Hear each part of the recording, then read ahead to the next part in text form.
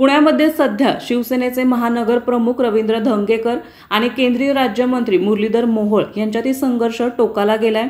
रवींद्र धंगेकर हे मुरलीधर मोहोळ यांच्यावर रोज नवनवीन आरोप करत एकच खळबळ उडवून देत आहेत। जैन बोर्डिंग जमीन प्रकरणात मोहोळ यांच्यावर गंभीर आरोप केल्यानंतर धंगेकर यांनी आता पुन्हा एकदा मोहोळ यांच्यावर नवा बॉम्ब टाकत जमीन चोरीचा थेट सहभाग असलेल्या 2 प्रकरणे घेऊन लवकरच भेटूयात असं म्हणत हा संघर्ष आणखी वाढवणार असल्याचे संकेत दिलेत।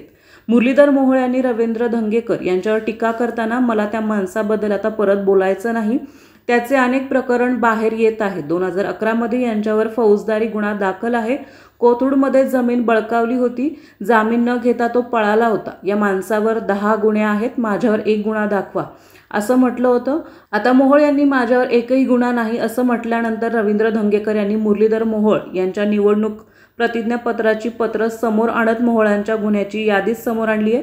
अतिशय सुसंस्कृत आणि सरळ मार्गी वाटणारे मुरलीधर मोहोळ हे कशा पद्धतीने खोटे बोलतात याचे उदाहरण मी तुम्हाला देतो। काल माध्यमांशी बोलताना त्यांनी सरळ सांगितले की त्यांच्यावर एकही गुन्हा नाही, त्यांच्या इलेक्शन एफिडेव्हिट मधील पानांची कॉपी आहे, त्याच्यावर किती गुन्हे आहेत हे कशा संदर्भात आहेत, अगदी ऑस्ट्रॉसिटी सारखा गुन्हा देखील मुरलीधर मोहोळ यांच्यावर दाखल आहे असं धंगेकर यांनी म्हटले।